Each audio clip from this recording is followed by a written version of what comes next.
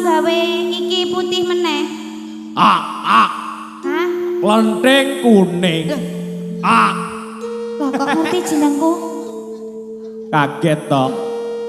Weruh aku kaya ngene iso tata jalma marang manungsa. Ayu tenan. Sliramu kuwi sapa? Aku Bango Tong Tong. Bango? Tong Tong alias Aan tukang poli. Bango Tontong aku. Bango dong. Ya. Tukang dodol jamu. Jamu apa? Arek-arek iki aja kaya ngono. Ngene lho Bango Ya, dong. ya. Aku dikongkon mbokku isa-isa iki. Nanging kok jan ramu goblas bokonge wae rupane kaya ngene iki. Oh alah. Kowe mau nangis ki mung perkara kuwi to, Nduk. Cahayu. Ning aku gelem paring pitulungan kelawan sliramu nanging ana pitukone. Pitukone? Pitukone ada deh. Ngene wae. Piye? Yen to sliramu Aku tak maju sithik. Ya ngono aja ado-ado to lekaan. yen to sliramu bisa gawe iki anyar maneh. Ya. Putih kaya anyar meneh. Ya. Apa sing dadi penjalukmu bakal tak turuti. Tenan? Heeh. Tenan? Tenan. Tenan? Tenan. Ya. Dinane iki bakal tak turuti ya. Iya. Ya wis. Tenan tapi ya. Ya, di Oke, gawe rene. sliramu ngapusi. Cekelan. Ya, ya. Yang ngono.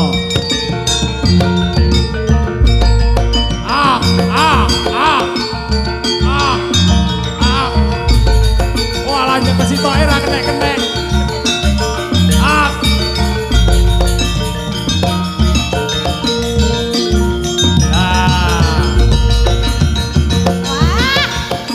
Nanti Pak. Anyar to. Heeh, tiba. Sulapan. Tiba Aku ki iso. yo pinter tenan Iso ae. putih ya. Ya. Piye? Heeh. Ayo. Piye? Lah piye? Lah sliramu njaluk apa? Ya njaluk awakmu karo aku. Kiku. Iki piye? Tegese piye? Kiku. Aku jan gak genah belas Aku padamu, my darling. Aku cinta kamu, ngono lho. Tegese sliramu seneng aku. Ya. Lah wong pawujudane wae kaya ngono kok seneng Ora apa-apa, menungso. dang. Wis, dang.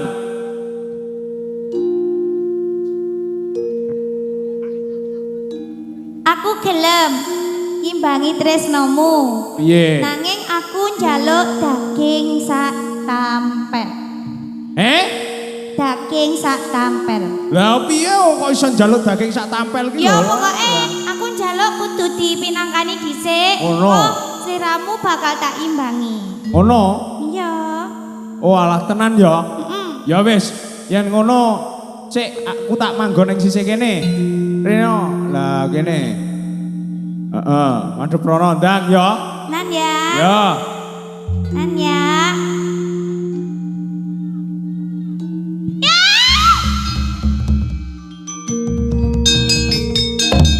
Oh, aku apene diapusi.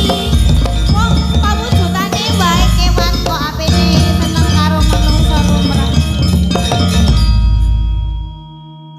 Lho, Klenteng kuning. nggih. Wis. Kuwi malih aku yu, ya, kuwi mau Aan. Klenteng kuning, Gelem. mestine sliramu kudune Iki sapa? weruh utawaning ora kaget. Nggih. Nggih kaget. Mosok ya ora ngerti kelawan suaraku, Lah kala wau kula kalih bango tong-tong niku. Bango tontong kuwi mau pawujudanku. Lho, Mongko aku Bathara Indra saka kahyangan Salindra Pak Wono. boten ngertes yen to pawujudan panjenengan kados ngaten. Klenthing kuning. Kula dawuh inggih. Aku ngerti. Sliramu saiki kuwi tansah nandang kasengsaran anggonmu ngupadi garwamu sing diarani Panji Asmara Bangun. Pancen lereng. Mongko ing mangko sliramu bakal nyebrang ana ing segara kae. Akeh kewan kang ganas. Mula dinaning iki ndak wenehi piandel. Pecut sada lanang. Ya. Nggih. Iki agemen. Menika saged sabiyantu kalian. Ya. Iki agemen ya Klenthing Kuning. Sakwise mbok agem dinaning iki ini kok mangkon yen wis slirane ketemu utawaning sarimbitan kelawan garwamu. Nggih. Ya, aja nganti lali. Kabeh keluarga dikanthi ana ing jenggala. Ya wis, titah kula nyuwun pamit. Akan dawuh inggih. Waduh. Iki. Sing penak aku tak bakal bali ning ngasane mboke. Iki wis iso putih meneh, jelasnya aku gak diseneni.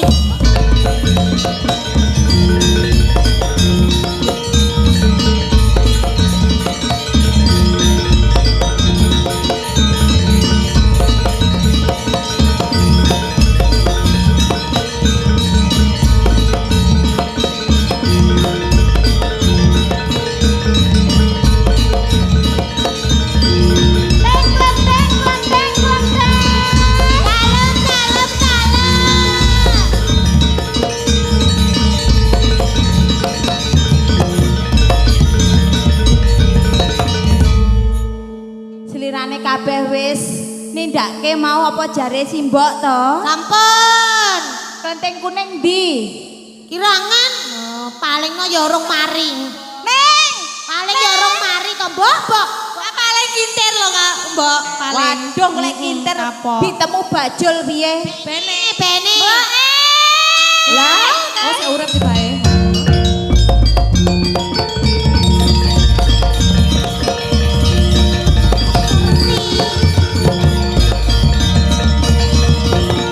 Panjenengan wau nyukani sing wireng to. Ireng. Lah iki saiki wis tak gawe putih meneh, Mbok. Mbok tukune garas kuwi. Kuwi nyolong tak emake Mbah Jat kuwi. Ngaku lek nyolong. Nyolong kuwi. Ora. Tukune Oleh bareng. duwe Teko ndi? Ning tengahing desa kok ape nyolong di omah siji. Enek omah Mbah Jat ning mburi kono tengahing desa tengah alas. Mburi ndi? Kang Mbok, mburi tebu-tebuan kok iso. Nyolong iki. Ora. Jujur oleh tekan ndi kuwi mau. Ayo. Lah wong sing tak wehke mau wajane irenge koyo ngono kok. Panjenengan. Ayo tak ngomong. Kok ora percaya to? Ora percaya to? Ngapusi. Ngapusi. Mumpung ini kesempatan. Ngapusi kowe. Oh. Kapok. Ora tenan iki. Tekon arek-arek lo aku isa-isa. Halo ora. Wis gorene. Arek-arek sapa? Ora enek arek-arek. Iki tukang kerek barang.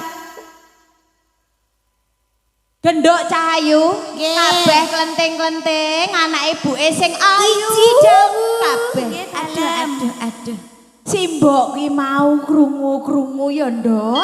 Krungu apa, Mbak? Mbok, desa dadapan kono. Eneng satria bagus golek bojo. Ayo. Aku ya daftar. Aku daftar Kang Mbok. Selirane kudune macak sing ayu. Les kinyis. Sing kinyis-kinyis. Aku masih gak tobat ya, Dok. Golek bojo iki. Ki sapa? Selirane kabeh wis akhire dewasa. Lah nggih. Nyapa. Arepe nyapa? Ape melok Kang Mbok. Kok iso melak. Yang kuning Sing tidak ngejak boleh sapa? ikut. Melok oke. Ida Laila Salsabila, Monica,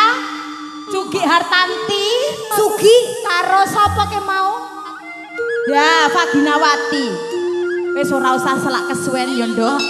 Ayo Bu, ayo Bu. Selirane gendang sowan ning desa Dadapan. Ayo. Dadah.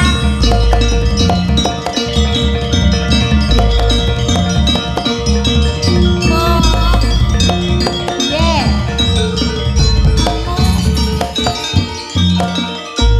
Aku nyapa. Kula tumut Kang Mbok munggah-munggahi ning desa Dadapan. Klenteng kuning. Slirane yo kepingin to duweni bojo.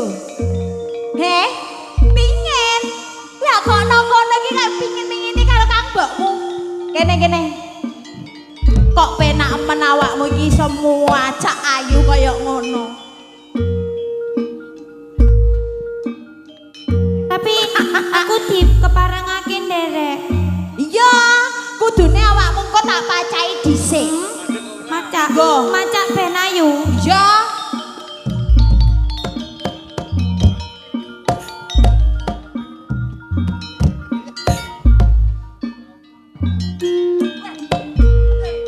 Iki kok aku dibacai mboke. Jelas ayu.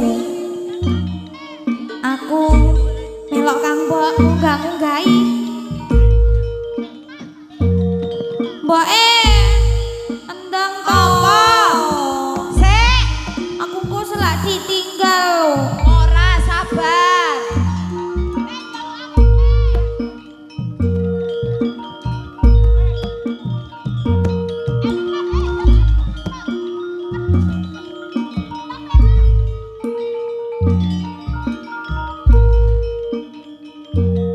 Macak Mbok. Ya, ben azu.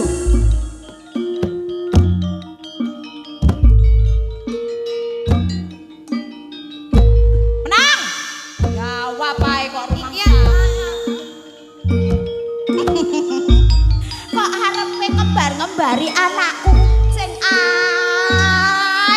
kae. Aku ayu, Mbok. Ayu, klenteng kuning. Dalem. Yen to slirane kuwi mau kepingin duwe bojo ning desa Dadapan. Aku munggah-munggahi, Mbok. Unggah-unggah ono. Kae suruh kambok-kambokmu. Oh, bocah. Mugae anak-anakku klenteng kabeh. Kususe kentang klenteng. Mugae klenteng kuning ojo nasilan. Tak enteni ning papan kene, Dok.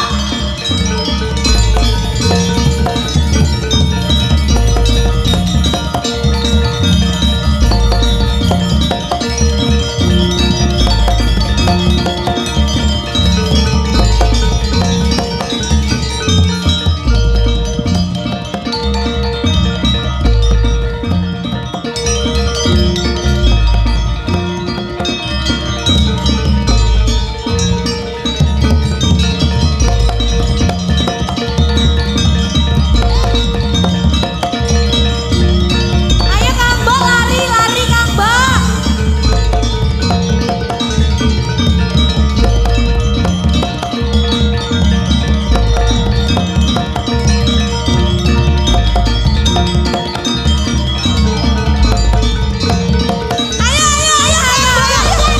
Anak kaline lho, Dok. Dijajal sik. Jeru apa ora? Jajal dhisik. Jeru. Terus piye? Sik piye ono apa kuwi? Kuwi ono kewan apa? Di Kang Mbok. Apa ya? Sliramu ki kewan apa kok ana ning kali kono? Aku yetane kewan ming iso tata jalma. Kok kaya ngono rupamu gilani. Oh, kowe wong ayu-ayu arepe nyandi. Arep nyebrang kono lho aku. Arep Arep ning desa desa Dadapan. Iso. Kali ombo kali gede banyune banjir kok ngene kowe iso nyebrang. Ora. Lekno piye carane? Aku Piye? gelem nyebrangne putri-putri kaya sampean-sampean. Ming ana pitukane. Apa? Mayar kok aku. Apa? Aku mek njaluk sayang kok. Bau. Gilani. Aku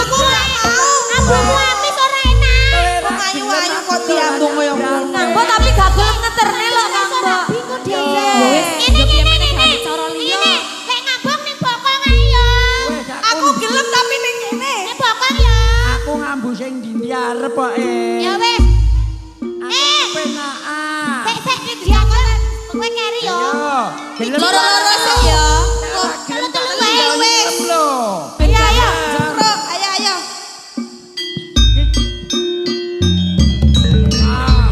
Hati-hati Kang Bo. Dadah. Hati-hati Kang Bo. Awas. Terus lagi kok. Giliran dhewe. Ayo. Oh gak yo lek teles. Aku cium kene ae.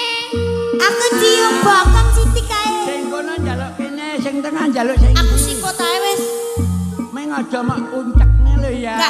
Enggak. Ya, ayo. Ayo. Ya, kami desakan.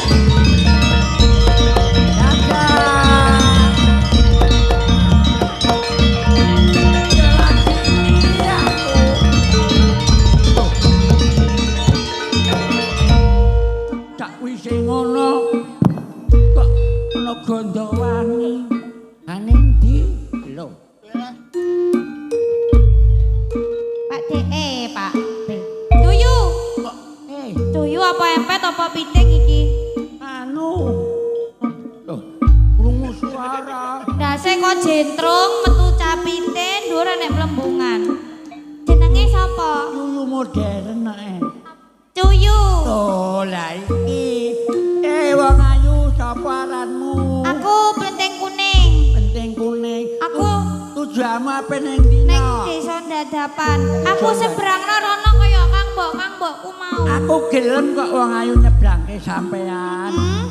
Meng ana pitukane. Pitukane apa? Aku ya sayangen to. Mo aku lek sayang. Lek mau nyayang ya tak tinggal. Tak tinggal nyilem ayo, wis nyebrang.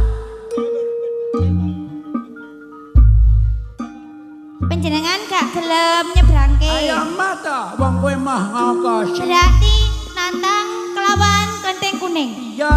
Ngono. Aku iki dina duwe pusaka. Yen to sliramu ra bisa tak jaluki tulung, segara iki bakal asat saknalika. Ora percaya? Ya!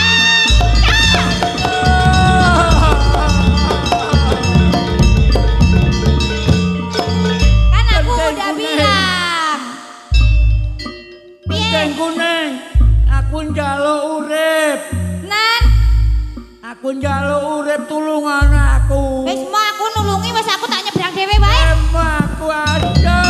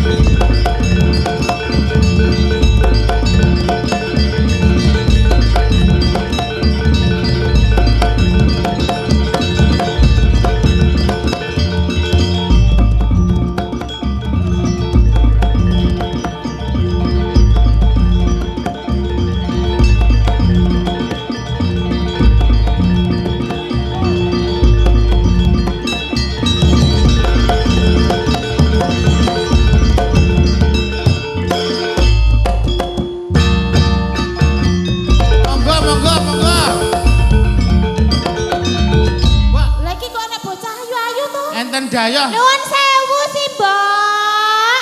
Heeh, piye? Kok bocah kok ayu-ayu ginu-ginu? Gitu. Napa leres? Niki desa Dadapan. Heeh, iki bener, iki wong konku Dadapan. Mbok Rondo Dadapan. Oh. Ana wigati apa bocah bagus? Pangapunten dalem sewu sih, Mbak. niku wau kalian adik-adik kula badhe munggah-munggahi yoganipun panjenengan. Jenenge sapa? Jenenge sapa-sapa kuwi? Iki Kang Mbok Klenteng Abang. Kula Klenteng ijo. Nggih. Ana wigati apa kowe ngunggah-ngunggahi? Kula pengen rabi. Kula nggih. Rabi karo sapa kowe iki? Niku putrane panjenengan. Lah anakku apa gelem rabi? Alah nggih purun ta wong karo miplak. Lah nggih ta ayu-ayu kaya Napa kurang menul ta, Mbak? Niki lho pun punel loro niki. Kinu. Ya wis ngene ya, Nduk ya. Nggih. Anakku ki mau ora gelem rabi, mula tak tarene dhisik. Nggih, monggo.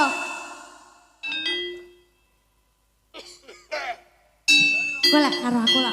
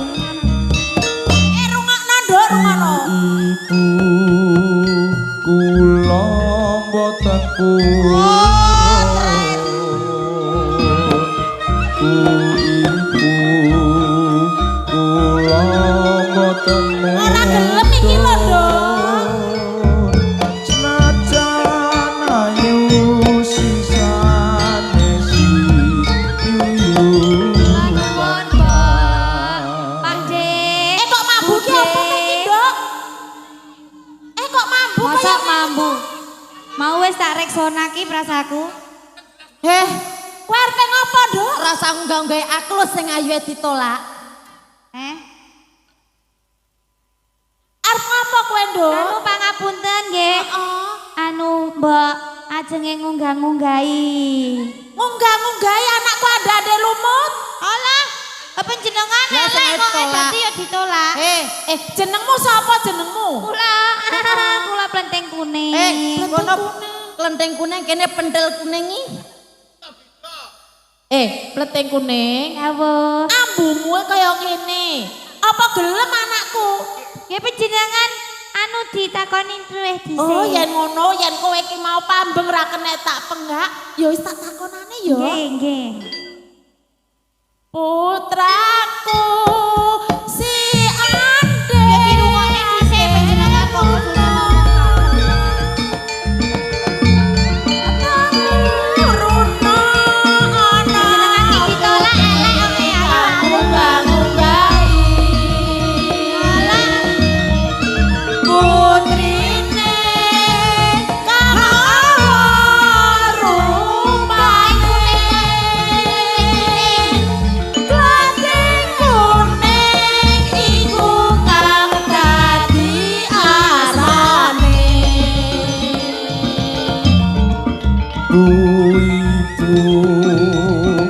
kula badhe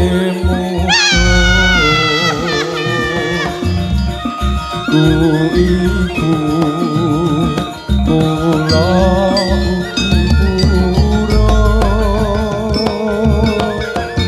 senajan nolo menika katresnan kula. Ada de lumut anakku. Ibu. Lah wong sing ayu-ayu kuwi mau ora mok tampa. Sing ala ku mok tampa. Ku mau kepiye to, Ngger? Jarwane piye? Pangapunten, Ibu. Heeh. Namung plenting kuning menika katresnan kula. Hah? Rupane kaya ngono kuwi katresnanmu. Yang mambu lho kok gelem kula cilik. Liyane lho delokan andane lumut. Badak mau badak. Sing cilik iki Ambune kaya uyuhe kucing. kucing. Kok nganti selirane ku mengatresnani pleteng kuning piye lire ku mau, Ger? Kula badhe nanjake bab punika, Ibu. Heeh. Kula pangapunten sampun kumbi dumateng panjenengan. Iya. Menika sejatosipun garwa kula. Sejatine selirane sapa kuwi mau, Ger, andane lumut? Kula putra saking Jenggala. Kula Panji Asmara Bangun lan ugi Kang Mas. plenting kuning menika Dewi Sekartaji. Ngono sesembahku. Aku njaluk Ampun kados mekaten. Mboten dados baya pangapa. Ibu lan plenting-plenting kowe kabeh. Kepiye, Ger? Panjenengan sampun ngrumat kula ngantos wonten ing dinten kalungguhan punika kula sampun kinasilan nggone kula ngupadi katresnan kula nggih Dewi Sekartaji, Ibu. Iya. Nanging panjenengan badhe kula mulyakake wonten ing Jenggala. Kabeh plenting-plenting ayo nderek kabeh sowan ana ing Jenggala. Ayo. Monggo, Ibu.